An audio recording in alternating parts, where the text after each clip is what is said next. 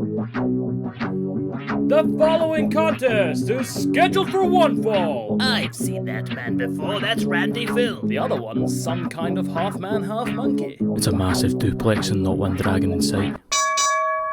Hello, you beautiful, sweaty shaggers and you fucking sweaty marks out there. I'm Mikey Mac. This is episode 22, Snapdragon Duplex, and this week we're covering AEW Blood and Guts. We've got a bit of a novelty here. I'm in the North Sea. Randy's in the North Sea. We're not together though. So, I'm going to pass you over to your main man, Randy. Fucking called it, mate. Called that Blood and Guts match so perfectly on last week's episode of Snapdragon Duplex.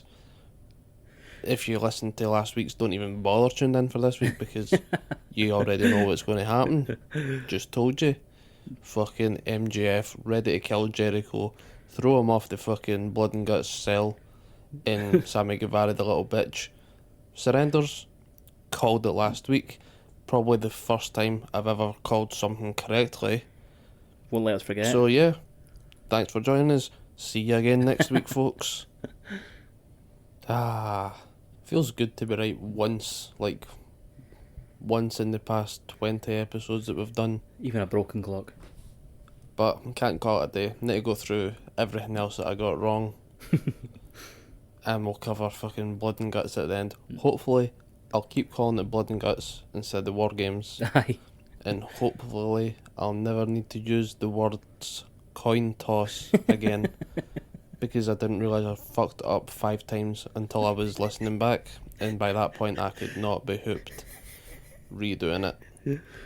So, let's fucking kick off with AEW Blood and Guts from Wednesday, May the 5th? Aye. Yeah, Wednesday, May the 5th. Blood and Guts. Jesus. From start to finish, I just fucking loved the whole show. Like, when they do things right, they do it fucking so right. Yeah, they do. And so good. Yeah. Apart from maybe like the last 2 minutes of the show. But we'll get to that. First looks of Blood and Guts, I loved the way they set up the stage. The 2 rings, everything just looked fucking cool. Got me excited as soon as I seen it straight away. I found out on, was it PW Insider? Reported that Blood and Guts was actually the only live match of the show. Everything else was pre-recorded. Right. So the crowd that was there, the first matches were all the AEW guys or whatever in the crowd. And the last match was the actual real crowd. Okay. And AEW did offer refunds for anybody that thought they were getting the rest of the matches. But, I mean, if you watched that Blood and Guts match, you'd be pretty happy, like, nah, fuck it, keep the money, worth it. I'd take the money and get both. Unless you fucking absolutely hate the Pinnacle and MJF, because Tony Khan just sent the boys home happy, like I predicted last week again. Oosh! But that's me had 3 minutes of bragging now. Mikey, what was your initial thoughts of the show? What did you think overall? Did you get any sudden feelings whenever you saw the ring, the new entrances, ramps, the new arena, that stuff? Did the change just like make you feel good inside? Aye, so definitely. It felt like a pay-per-view. The way they built it up, the way the promos were, and then obviously that's why the crowd was so hot in the last match, was because they weren't there for the rest of it, so they weren't tired. So yeah, no, it was fucking great. I really liked the setup of it. I'll talk about the actual Blood and Guts setup later on when we get to that match, but I really liked it. Wee spoiler for you. Yeah, so then the first match of the show, Kenny Omega versus Jon Moxley. Oh yeah, I forgot. Michael Nakazawa was there as well, and so was Eddie Kingston. So the tag match that they worked so hard to get, that has nothing on the line. Anyway, starts off, I thought I fucking called this, by the way. I said that Kenny was just going to let Nakazawa get battered and then just leave him, and it looked like he didn't even show up, which was really good. And then he fucking comes flying in, fucking hits them from behind. Total cunt. A couple of things I've got to say about this. Eddie Kingston hit a Snapdragon Duplex, so your t-shirt's in the mail, Eddie Kingston. Fucking t-shirt's in the mail. Same size as me, buddy. Don't worry.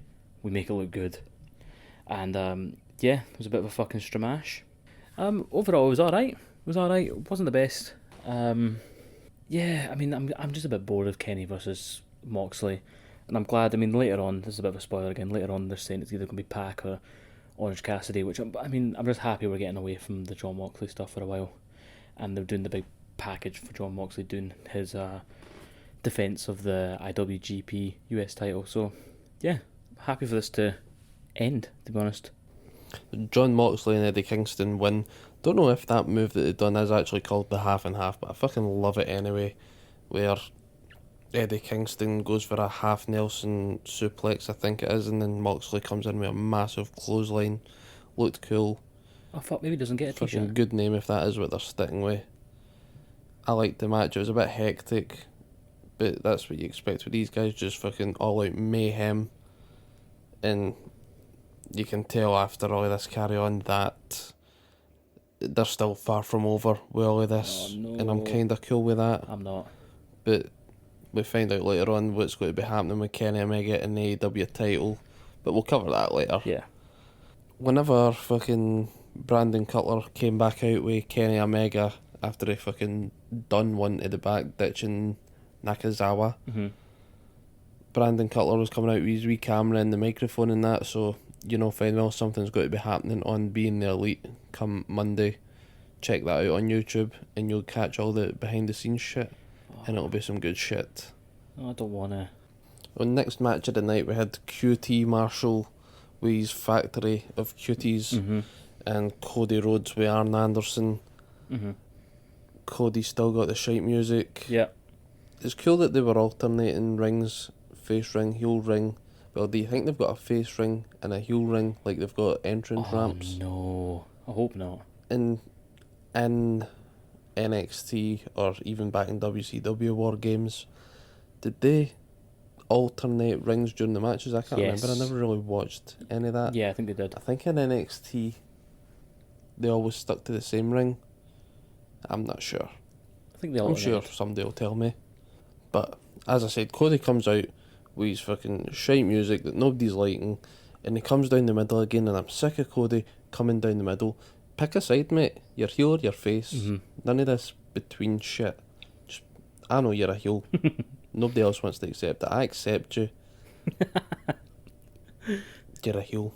I'm over it. I'm cool with you being a heel. See, after the stuff you were pulling off in this match, you better believe you are a heel. Phrasing.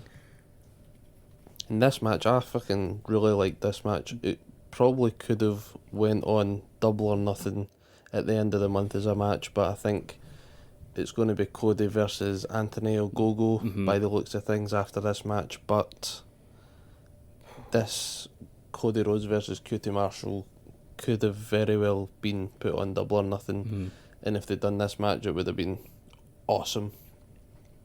Maybe change the end. Yeah.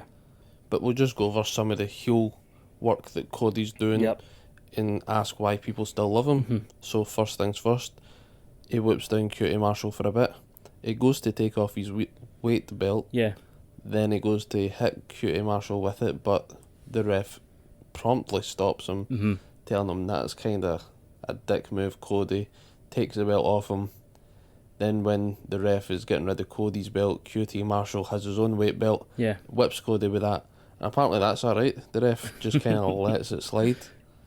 So I think this ref is part of QT Marshall's factory.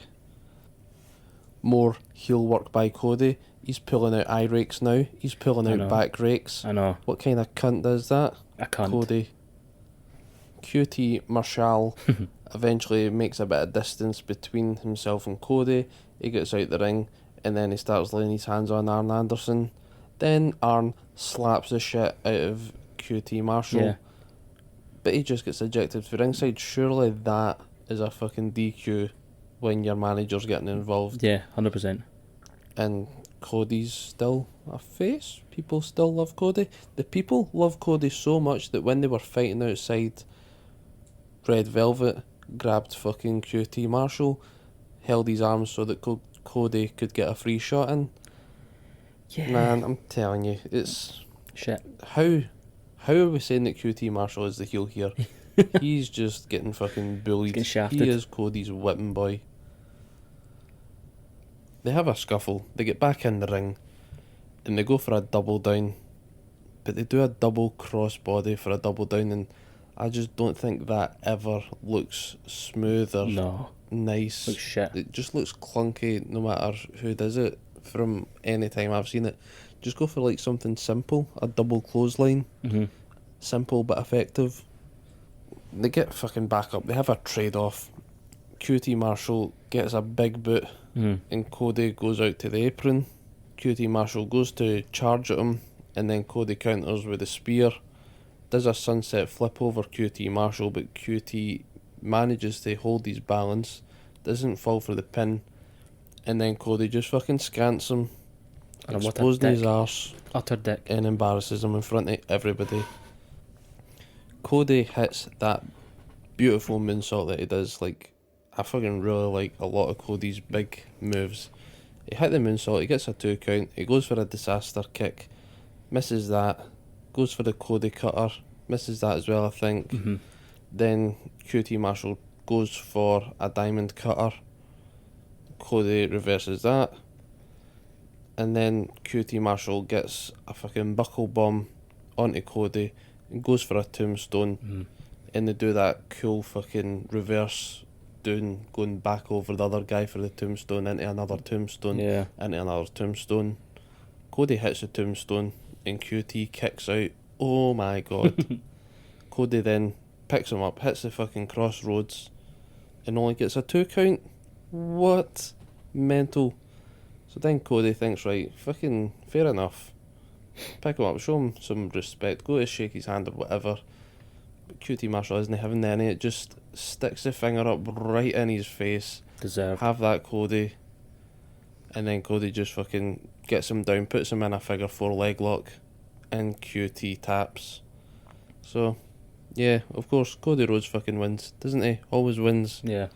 Then Anthony Ogogo comes out, protecting QT Marshall, and just hits Cody with a big fucking haymaker to the gut, puts him down, has a Union Jack flag and just lays it over Cody's body. Great visual, bad choice of flag. So that's where I think Anthony Ogogo versus Cody Rhodes at Double or Nothing on May the 30th. That could be good, but this match was better than what I was expecting compared to the one that they had a few weeks ago, their exhibition match. This one excelled. What did you make of all it, Mikey? Will you be excited for Anthony Ogogo versus Cody Rhodes at Double or Nothing if that is the way they go? Or do you want a rubber match between Cody and QT? Well, it's not even a rubber match because fucking Just had one. Cody's beat him twice now, isn't he? I know. Let me know what you think, mate. Do you know what, mate?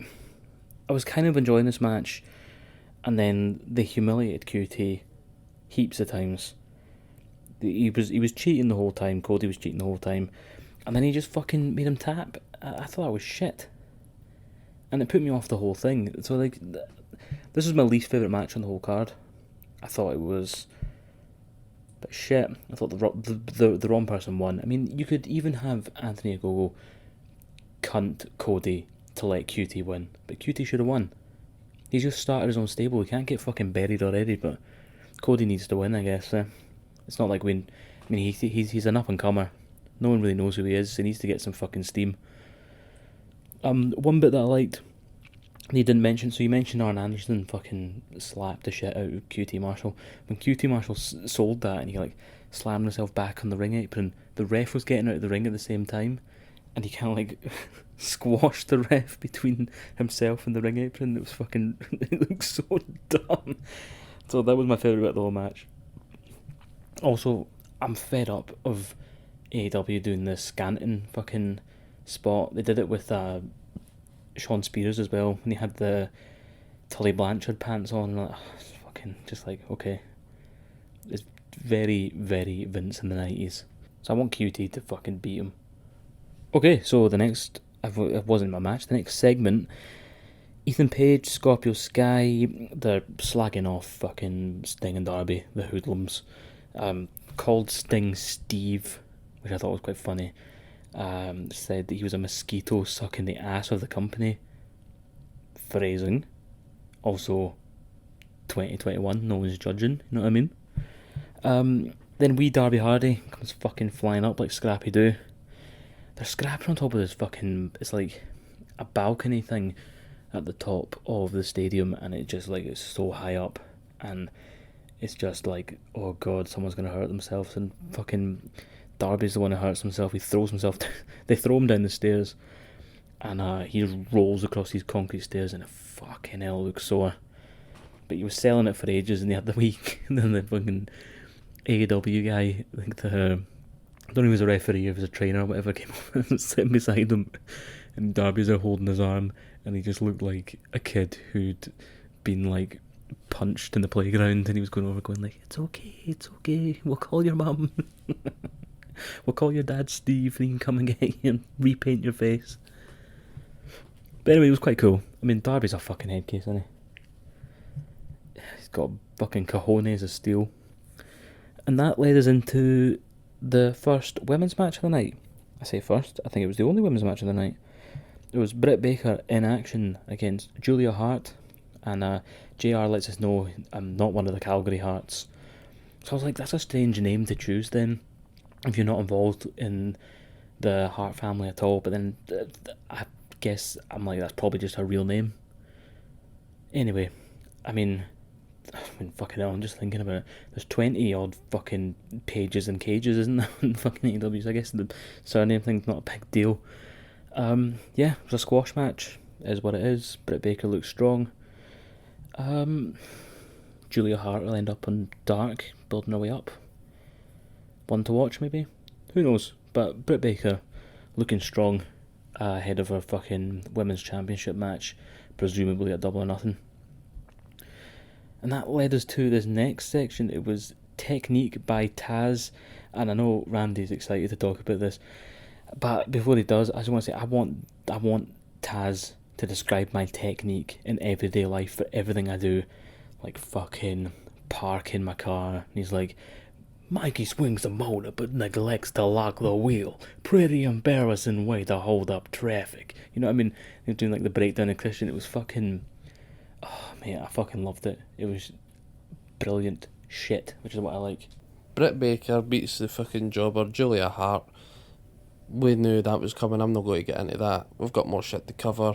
We move on, and we've got a wee promo. It's a wee technique by Taz, where Taz is just going over some of Christian Cage's finishing manoeuvres. He goes over the frog splash and goes over the kill switch. He's pretty much saying where Christian is weak in the moves. It's kind of like he's putting the message out to Christian, join me and I can improve your game. That's what I was picking up from it. Maybe he's just saying, you're shite, Christian, and we're going to wreck you. But I liked this thing they done with Taz, the technique by Taz. I hope to see more of that, and it could be like Taz picking down on Team Taz's opponents, saying, aye, this is how Powerhouse Hobbs is going to fucking beat Jungle Boy next week. We know he does the snare trap. Will Hobbs is just too fucking massive to put the snare trap on him. That sort of thing. That's cool. And then to wrap it up, Taz was just bigging up how Brian Cage beat Adam Page last week. That's fucking mental, because he's just totally knocked off Adam Page from #1 contender spot. Don't know where he is now. I was going to go check it out there, but my fucking Wi-Fi's down. Can't figure it out. No got any data. Just doing this on the fly. So I'm going to say he's third. Pure guess. Fat nose, mate. The next match was the big fucking tag team turmoil, whatever the shit they're calling it, but Varsity Blondes versus Jurassic Express versus The Acclaimed versus SCU, with the winners going on for some championship shots. Championships. At the Young Bucks, or the Young Cucks, according to Max Caster of The Acclaimed. Love that. This match was just going to be a total clusterfuck. written all over it. Whenever you've got that many guys in the ring in this sort of match, it's going to be some sort of fucking stramage involved, isn't Too right. it? But still, good match. A lot of people got their shit in. I'm just watching Christopher Daniels and Frankie Kazarian, and it is mad to think that Christopher Daniels is 51 and still doing this. Yeah. Frankie Kazarian, I think he's 43-ish. But man, they're just so damn good in the ring. Mikey, I'll let you fucking crack on with any spots you want of the match, but I'm just going to skip to the end. SCU win with a BSE, I think their move is called. It's like a fucking Meltzer driver, except it's with a moonsault instead off the top rope. It's fucking cool. Brilliant. So it's SCU versus Young Bucks next week. Yeah. I'm definitely taking SCU for this, and I think John Moxley and Eddie Kingston, they are going to fuck up any plans the Young Bucks have, and SCU are walking out with the belts. Wait, no. Or else I quit AEW and you'll need to find somebody else to do a podcast with, mate. But what did you think of this match? I liked it because I'm biased and I'm allowed to be biased. It's your podcast. Did you like this match, Mikey? What you expecting for next week on the tag team title match? Yeah, man, I did like this match. It was good. It was fun. But you know what? I felt like they're holding back a wee bit. You're expecting a wee bit more carnage with the 4 teams that were in there. Do you know what I mean? They're known for being quite, do you know what I'm trying to say? Like really fucking, like a big grandiose fucking spot monkey kind of shit. But we didn't get that. And I guess it was always going to be bridesmaid to the main event. I mean, we've got a fucking, not War Games, we've got a fucking blood and guts match later on. So, rein it in a wee bit, lads. And rein it in they did. But still, it was good. It was good. As always, I fucking marked out for the Acclaim's entrance, all the shit they were saying. Fucking Max Caster saying that Varsity Blondes are going to be in Dark Side of the Ring in 10 years. That was fucking brilliant. One thing I did mention, one thing I noticed in this match was the fucking referee was dancing about to avoid everyone. He wasn't just like moving out of the way. He was really visible, like fucking doing a pirouette over the fucking guns line on the ground and that. It was fucking weird. Like, I shouldn't be watching the ref, but I couldn't. That's twice in this night. Sorry, 2 matches where I've been laughing at the referee being a fud. And I actually think it was the same ref in both matches. Yeah. It was a decent match. It was a good match. I'm not going to say decent. It was good. And I'm excited that SU won. And I'm excited to see the Young Bucks fucking break them up. I don't agree with you, mate. SCU are going to break up. And if you leave the duplex, mate, fuck, what am I going to call it? Snapdragon fucking lonely wanker swearing into a microphone. Like, what the fuck was it? Right, so next we had a wee promo. John Moxley's going to be taking on Nagata for Moxley's IWGP US title. And the only thing I've got for this is, cool. I'm like, I guess I'll look forward to this. I always like seeing people from Japan coming over and see what they're like. And he's a bit of a legend as well, this dude. Also, that title is fucking stunning. That's a red belt done right. Looks 100 times better than the fucking TNT belt. Yeah, it's gorgeous. After this, they cut back to the ring and they've got the cage down now, which makes sense that all the other matches were pre-recorded. They've probably had the cage down the whole time. Tony the Shagger's there. He calls out Kenny. Well, say he calls out Kenny. He doesn't fucking challenge Kenny Omega to a fucking fight or anything. He just like introduces him. So Kenny walks out. He is the AEW, the AAA, the TNA, and the Impact. Fucking easy for me to say. The Impact champion. The cunt needs to start stalking R-Truth and get belt 5. That's what I'm saying. If that's open to anyone, fucking Santa's won that belt, mate. Fucking Santa. He's one of the Bear Boys and all in the Bear Country. Fucking, if the Gobbledygooker can be the fucking 24/7 champion, I'm telling you, Kenny Omega's got a good chance. So, it's announced. We've got Pac versus Orange Cassidy next week on Dynamite, and the winner faces Kenny Omega at Double or Nothing. So, fucking hell, I love Orange Cassidy. I really, really do, and I really liked he came out and him and Kenny were having a face-off. Kenny fucking stole his Ray-Bans, gave them to Nakazawa's, and he was putting them on Nakazawa's face, he was poking fucking Nakazawa's eyes out. You could see he was trying to no-sell it, but it was fucking sore, and he had to take it off and put it on himself. So they're kind of like building up to Orange Cassidy winning against Pac and being the one who challenges Kenny Omega.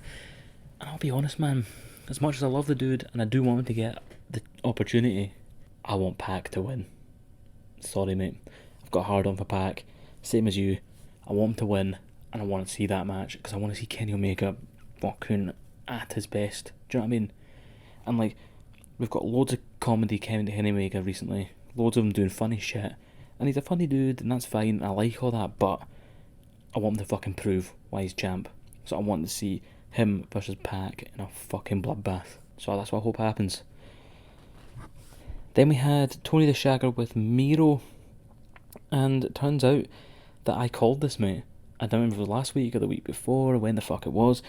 But Miro has his TNT Open title challenge match next week. Now, in the contract they said that if Darby doesn't show up, then it's a forfeit and Miro gets the belt. And Miro's like, listen mate, if you're fucking deed, I want someone to wheel you in, because you're not fucking getting away from this, I'm going to beat the shit out of you. So, happy days, I'm looking forward to Miro being champ. What do you make of all those segments, my good mate? So Kenny Omega done his bit. Orange Cassidy interrupted him because Kenny Omega pretty much said, Orange who? And I think that's exactly what's going to happen is Pac's going to beat Orange Cassidy, and we're not going to get this payoff for a while. Mm-hmm. We'll get it down the road, like a long way down the road, but this is just building where Kenny's pretty much saying Orange Cassidy has nothing on him. Mm-hmm. But for the sake of predictions, next week I'm taking Orange Cassidy because he's my boy and I like that tune, and we need more of that tune. That's good. I get to pick Pac. Then before Blood and Guts kicks off, Miro comes out. He's got his contract. He's going after Darby Allin. Mm-hmm. He's going to beat Darby Allin next week, I'm reckoning. But did you hear the mention on commentary, I think, that Kip Sabian is out with an injury now? Mm-hmm. They said it was due to the fucking jump last week, but it probably happened during the Arcade Anarchy match. Yeah. It's a honeymoon. Kip Sabian is out. We honeymoon. Or maybe it's a big fucking swerve and Kip Sabian interrupts and costs Miro the match next week. That would be... But I think Miro's going to win after the carry on with Darby Allin earlier in the night getting tossed down the stairs. Mm-hmm. Miro has to win, doesn't he? 100%. Surely? Right, and that leads us to your main event of the evening. We've got Blood and Guts. Okie dokie. A fucking match very similar to War Games in that it is the exact same fucking match type. So, 2 rings, big cage all around it. One member from each team goes in to begin. Then after 5 minutes they let one member of another team in. And then another team comes in after 5 minutes. And they keep doing that until the whole team's in. And when the whole team's in, the match officially starts. And the only way to win is by surrendering. Well, no, if you surrender, you don't win. You know what I mean. The other team surrenders. If you had a surrender to win, that'd be the fucking easiest match of all time. You walk in and be like, I give up. It's like, cool, you win. The Pinnacle come out in their all white attire. White seems to be the fucking heel colour in wrestling. It really does. But I mean, this is a pay-per-view. I mean, this is like fucking... Yeah, there's so much fucking glamour and glitz. It's great. It's fucking free. Then the Inner Circle come out. They're all wearing prison gear. They look like Slipknot without the masks. Except from Santana and Ortiz, who've got face paint on. So they just look like Slipknot. Starts off Sammy Guevara and Dax Harwood. Dax hits like a massive spine buster and goes for a pin like a stupid cunt. Did he not hear me just fucking read the rules? Did he not listen to the podcast? So anyway, Dax ends up fucking bleeding pretty fast. He's bleeding in. Got the first blade of the night. Sean Spears is in next with a big funky chair with his fucking logo on it. Starts twatting Sammy with a chair. Ortiz is in next. He arrives with his own chair. Lots of chair spots in this. It's quite good. Ortiz, though, isn't hitting people with his chair. He's fucking launching his chair at people's heads. Every time he throws, I'm like, and then they just get their hands up in time. I'm like, oh, thank God. Oh, no. There's a really cool spot. Sean Spears and Sammy Guevara, they're balancing on the ropes between both rings. So one's on the top rope of the ring on the left and one's on top rope of the ring on the right. Ortiz launches his chair at the back of Sean Spears. Sammy hits him with a massive Spanish fly. I thought it was really cool. The crowd started a huge AEW chant. I didn't realise how much I'd missed that chant, man. It was fucking just felt like normal life was coming back. I can't wait. Cash Wheeler's in next. Comes in for a save, but it's the sloppiest save ever. He runs in, he's like fucking whoa, slipping all over the place. Runs, jumps off the top rope into a clothesline. But honestly, man, he was a fucking boss here from slipping and completely fucking it up. He was like swinging his limbs about everywhere. I was just like, oh god, here we go. He's going to do a fucking Titus O'Neil here and slide through both rings. The Pinnacle was flinging Sammy Guevara around like a fucking used Johnny. He was just getting flung about like fuck. Then you had Santana in next. He starts clearing out a house. He gets flung against the cage. He slides down between the cage and the ring, and it looks like it's stuck there. It just does not look nice. It does not look fun at all. And they keep just fucking hitting him so he can't get out. But I'm sitting there thinking, like, they must have whispered to him, like, "You good? Can you get out?" And he's like, yeah, I'm fine. You can just fucking sell it. So at this point, we've got Dax Harwood, Cash Wheeler, Sammy Guevara. They're all bleeding. They've all bladed. Wardlow comes fucking in like the mountain. He comes in like fucking boom, boom, boom, boom. Fucking 3-5-4 thumb. You get 3-on-1 action. Actually, should I say 1-on-3? Because fucking Wardlow starts kicking fuck out all the inner circle lads. And then you get Jake Hager coming in for championships. And he's actually looking pretty good for a change. You get a big boy showdown between him and Wardlow. And they both twat each other and rock at the same time. Silly shit, but you gotta love it. And then you've got MJF to chants of asshole, and it's so loud, man, it's great. He hits everyone and then goes over to the ring, starts screaming at Jericho on the outside. Cash is bleeding fucking everywhere. Looks like someone out of a fucking Saw movie. The rings are covered in blood. It looks like a fucking UFC octagon. Then fucking Chris Jericho comes running in and the fucking bell goes. You're like, fuck, this is just the start of the match. And they call it all out assault. And we get, the typical West Side Story spot. You got the goodies on one side, you got the baddies on the other.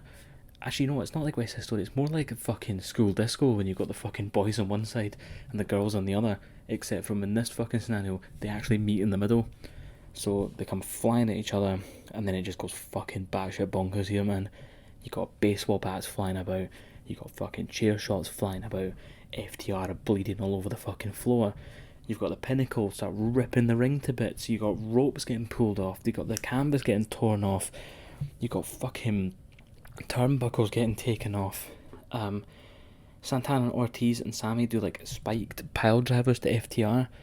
But Sammy's jumping off the top rope of a ring that only has 3 fucking turnbuckles in it. So you just like, you can tell his feet go away from under him, and he's like, oh fucking hell, that was close. They end up like hanging Sean Spears upside down by his legs on one of the corners of the other ring that's not fucked. They hold a chair on his face, and then Sammy does a coast to coast, and it was fucking sick as tits. It was brilliant. Chris Jericho, he's got the turnbuckle, the actual fucking piece of metal that they hold the turnbuckle pad on. He's holding that like a baseball bat, and he's fucking whacking MJF with it. MJF is bladed now as well. He's bleeding like fuck everywhere. Who hasn't bladed at this point? Hager, Wardlow, and Jericho. The only 3 people who haven't bladed. Yet. So yeah. They end up doing this weird fork spot. I think it was Santana pulls a fork out of his bag. I say his bag, it's not like he's carrying a fucking rucksack, but I just can't remember what he pulled out from his pocket. Fuck knows. Pulls a fork out, hits fucking MJF in the head with a fork. Stupid. The Pinnacle are absolutely shagged. It's the Inner Circle's match to lose at this point. So you've got Wardlow getting battered by fucking everyone. He's putting up a good fight. He's fucking hitting back, but he's just getting overpowered. I mean, there's a few Bocce Magoo moments here when he's fighting back. Wardlow picking up Hager, dropping him. Ooh, ropey. Picked him up, dropped him again. Ooh, pretty ropey. Put this to the fucking back burner. Tully Blanchard is on the outside. He batters the ref, who must be made out of paper, man. Like, if fucking Tully Blanchard hits you, it's not gonna hurt, is it? I mean, look at him. The cunt's fucking 700 years old. So, yeah, he opens the door of the cage. So MJF scuttles out, comes flying up the cage like a fucking beetle. He's on top, and he just lies down to have a wee rest while he's bleeding all over the place. And Jericho decides he's going to go get the cunt. And I'm like, holy fuck. Watching Jericho struggle to climb up the cage, it was the first time I've had that nervous excitement watching wrestling in years. And I was like on the edge of my seat going, oh my god, this could go so wrong. I'm like, fucking please don't die, please don't die, please don't die. And he gets up on top of the cage, and that's when I realised, this is the structure thing I was going to mention earlier on. The fucking top of the cage is like Kennedy grating. It is like solid, absolutely solid. And I'm like, that's good, man. I really hate when it sags and it's like that soft fencing that you get on the roof of like the WWE Hell in a Cells. So I was like, okay, this is good. This is safe. I like that. But still, it's Kennedy grating. You've stood on it, Randy. I've stood on it. I know what it's like. It's no nice. Fucking solid and jaggy. So anyway, Jericho puts fucking MJF in the walls on top of the cage on this Kennedy grating, pulling him. I'm like, that looks fucking horrible. But at least the fucking roof is very secure. And then MJF kicks Jericho in the dick. And you spotted this, mate, and I had to go back and rewatch it, but it's so obvious once you know. He kicks him in the dick, and you see Jericho falling forward and then going into his fucking wristband, like his wrist wraps, trying to get the blade out. And it's really obvious because he can't get it out.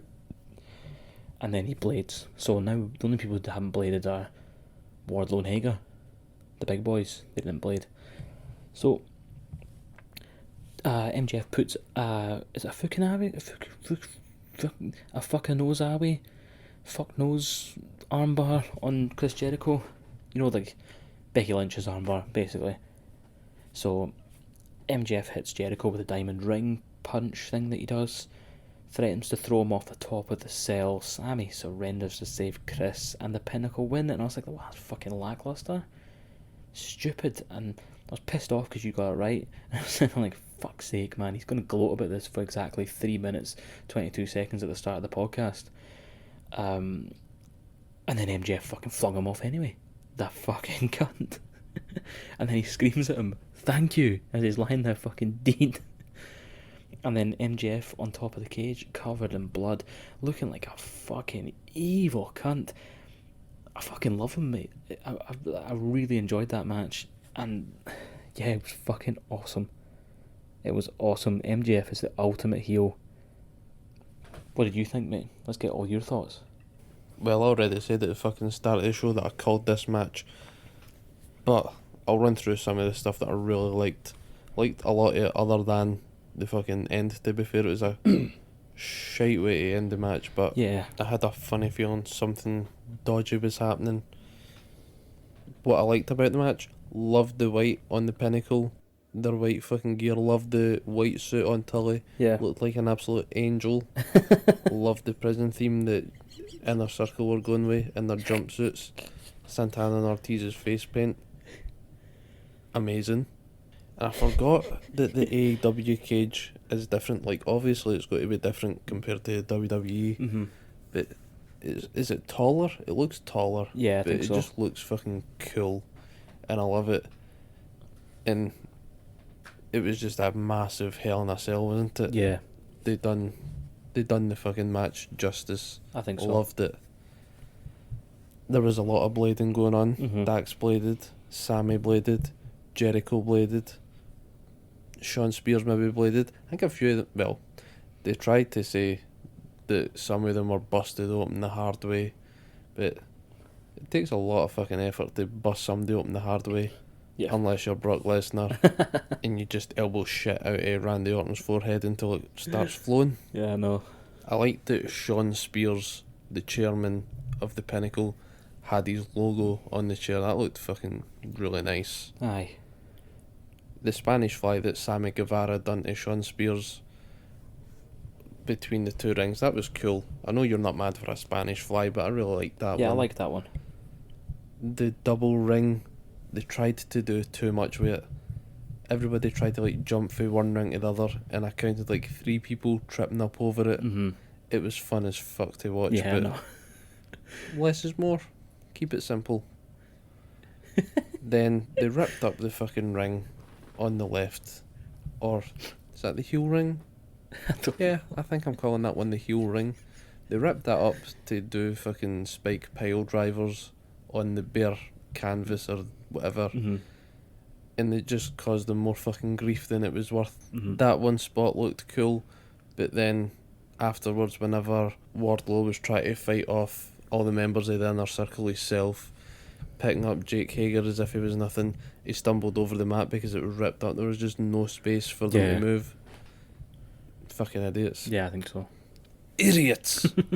I made a note here, and they were getting everybody in the ring one at a time, as you do in this kind of match. And I was thinking, how cool would it be if, like, Jericho and Hager were the last 2 to go in on the inner circle, and MJF is the last to go in on the pinnacle, but they're all just, like, outside the ring waiting their turn. Yeah, I know. During a War Games, like, in NXT, you're locked in a cage, and the cage opens, and then you run to the main cage, a cage within a cage, cageception. But in this one, they're just standing on the outside of the big cage by the ring. Jericho and Hager should have just went over there to MJF when he was the only one left outside, beat shit out of him, cuffed him to the fucking guardrail or something, and then went into the match with a 5-on-4 advantage. Yeah. That would have been cool. But the match wouldn't have started. So, next time they do a blood and guts match, do that. Have the faces take advantage, or nah, they won't. That would be a heel move, wouldn't it? They'll give the faces the advantage for blood and guts, so they've got the extra man. Yeah. And then at the end, 2 heels will team up on the face, handcuff him to the outside, and go into the match with a 5-on-4 advantage. Need to roll them in and We out. know that they fucking listen to this podcast anyway because they just absolutely booked the ending word for word what I said last week. Yeah, they changed it because of So you. this is how they're going to do it for next year. And if I predict that right, I'm going to fucking start demanding a wage off of Tony Khan for writing this for him. So eventually fucking MJF escapes the ring because Tully beats up the ref, takes a key, opens the cage door, MJF escapes to the top. Jericho follows him up after about 5 minutes because the cunt's over 50. He needs to pace himself to get up the cage. MJF just flew up there and took a breather for like 5 minutes. I really like that. Jericho goes up, gets him in the walls of Jericho. MJF hits him with a fucking low blow. And then as soon as Jericho goes down after that low blow, you see him fucking grabbing at his wrist tape to get the fucking blade so that he can cut himself. So next time anybody goes back to watch the Blood and Guts match, and I know we all will because that is one worth watching again. Yeah. No matter what the end was, but as soon as Jericho gets hit, just watch him and you'll see him going for that blade. They don't try and cover it up in any sort of way, especially since he's like on top of the cage. Everybody's watching him. There's no way to disguise that with cameras or anything. No. So he gets the blade to cut himself, obviously. MJF has his diamond ring, punches him, bursts him open. Then he gets the fucking bright idea of putting him off the side of the cage through the entrance ramp. Yeah. Good call. Yep. Then Sammy says, "Oh no, sorry MJF, we surrender. Please don't hurt Chris." So winners of the match, MJF with the pinnacle. But that's not enough for MJF. He wants to fucking do some damage, and he throws Jericho off the cell. And it just gave me flashbacks of the big fucking bump Rikishi took onto the flatbed truck with all the sawdust. It was cool. Yeah. But again, this was the other one. It was as soon as Jericho went down, Santana was like straight over there doing the obvious tell to check that he was okay. And this is just where I'm being nitpicky. I enjoyed the match. I liked a lot of it. it was just for like this point onwards, I felt as though it was a bit spoiled. Right. They showed the camera on Jericho straight away. Santana goes over. I'm not going to tell you what the check is, but you probably know what the check is. I'm not going to ruin it for anybody, but you're like, oh, so he's done that, Jericho's cool. And then they just like watch Jericho lying there for between 3 to 5 minutes. Mm-hmm. Medical personnel coming out, and Jericho's just like eyes open talking to them. Yeah, I'm fine. Fucking going to have a month or two off now. Let things build up. What they could have done was just like focus on MJF at the top of the cell for a while after he threw him off. Yeah. Just like watch him, capture him, see if like he had a bit of remorse about throwing him off, or if he was just a bit smug or arrogant about it, like, aye, you fucking kicked me out your group and now look at you dick. Mm-hmm. But because they showed Jericho straight away, they showed everything, he's fine. It's good that he's fine, obviously, but let me fucking believe, give me some of that magic camera shit and build me with suspense. But aye, fucking good match, loved it all. And I think this is going to be Sammy Guevara, his fucking rise now. Jericho will be gone, taking it easy, whatever, doing a tour with Fozzy, try to support Trump, get him back into presidential chair. And Sammy Guevara's just got to be like big time face, calling out MJF, working through the Pinnacle, going through Sean Spears, maybe have a match with Wardlow but get absolutely pummeled. And it, maybe even like 6 months down the line, November time or something, Sammy Guevara versus MJF in some sort of battle, and then Jericho will be back. Big surprise return. It'll be cool. I like that. Although I say all of that, Jericho will probably be fucking back at the end of the month at Double or Nothing for something mental, because Double or Nothing is due to have a full scale crowd again. Ooh. Which is cool. So I'm absolutely buzzing to be watching that, because that is my first week back home. Sunday night, I'm staying up, I'm watching it live. But that's all I'm going to say for War Games. Loved a lot of it. War Games. Wee bit disappointed at the end. Blood and guts. Definitely didn't spoil it for me. And this was on like Fight TV. This wasn't even like a pay-per-view match. I know. This is the one you get for like $5.99 a month or something. I know. Or wait until Sunday and catch it on the ITV player. If you're in the UK, you'll get it for fuck all. You'll get it for what your TV licence costs you. If you've not watched it, just go watch it. It's a terrific show. Yeah, it's awesome. And this is just AEW doing the good stuff. Like, see, every so often they do a TV show specialty. The last one was the St. Paddy's Day Bash. Yeah. And it was Britt Baker versus Thunder Rosa in that street Yeah, fight. that was sick. Like, fucking come on. The lights out match. That's what it was, lights out match.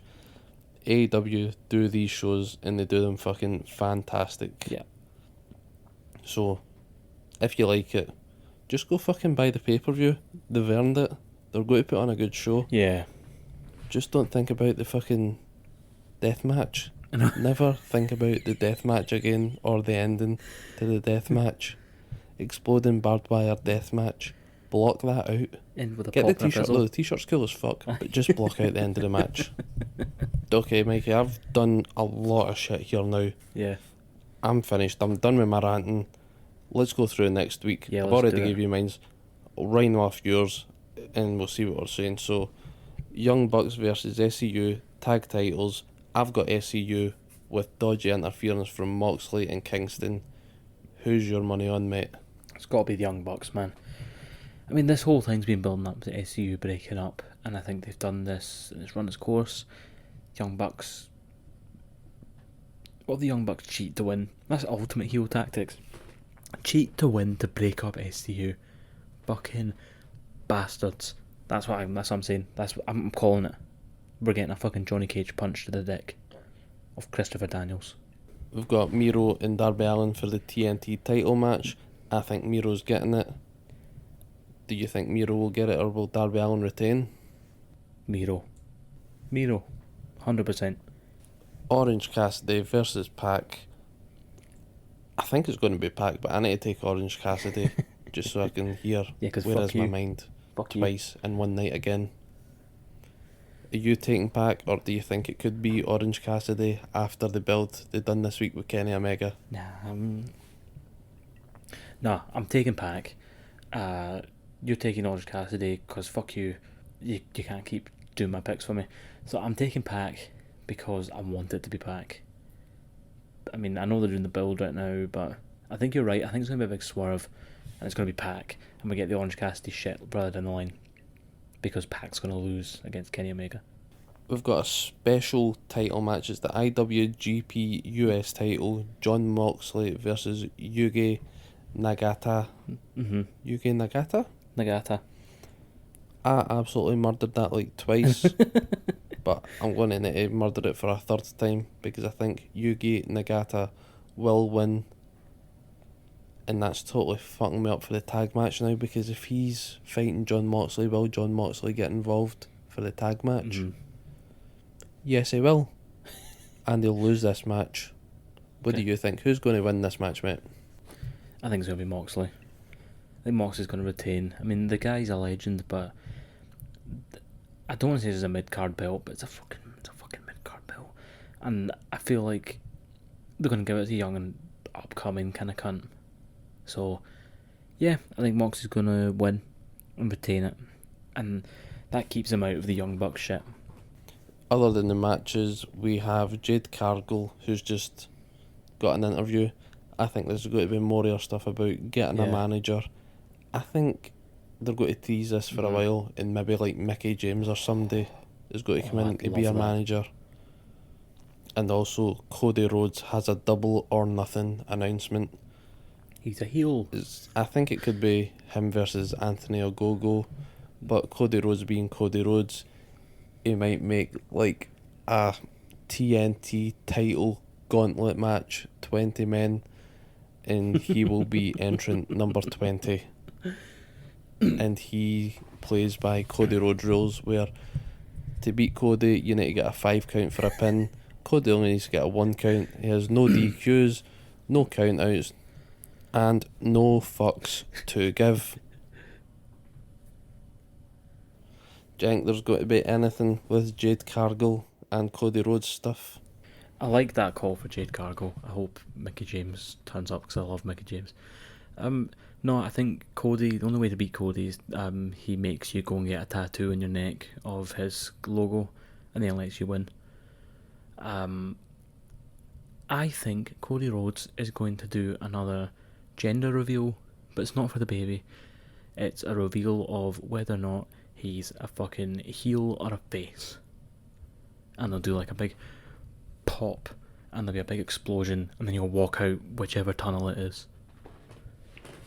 Nah, I don't know. I don't know what his announcement is going to be. I actually don't care. That's a little... I mean, that's actually how pissed off I am about QT Marshall getting beaten. I don't give a fuck. But, yeah, it's a fucking heel or face reveal. That's what I'm saying. Okay, that's me for this week. I ranted my tits off a fair bit. I apologise. Again, thank you everyone tuning in for the show, supporting us, get in contact with us, catch us on Twitter, catch us on Instagram. Go check out the website. We'll get round to updating it. We're busy. We work. Busy people. Support us. Give us fucking hundreds of money so we don't need to work and we can just do this. Shoot the shit. I would say buy some Snapdragon Duplex t-shirts, but Kenny Omega's fucking Got them all. still bought the stock out because he just hits them for fun. Anyway, thank you for listening. Take care. Speak to you soon. Mind what you're doing. Cheers, Mikey. Catch you later, Shaggers. Randy Phil out. Randy Phil out. Thanks very much, Randy. And thanks all you cunts at home. Good cunts, obviously. All of you. Very good cunts. Yeah, another good episode in the bag. What a fucking show that was. Yeah, catch us everywhere. We're on all the fucking social media shit, wherever you get podcasts, as you know. The website is snapdragonduplex.co.uk. You can get all the episodes there, download them, send them to your ma. We have a Gmail, snapdragonduplex@gmail.com. Send us your questions, send us your crack. Don't send us photos of your crack. We're not keen on that. But anything else, just send it our way. If it's good, even if it's not good, we'll probably mention it. We don't get much mail. And don't forget, subscribe. We love you all. We really appreciate you. Thanks for the support. Thanks for the love. And we're sending it right back. Peace and love. Thanks very much. Mikey Mac out.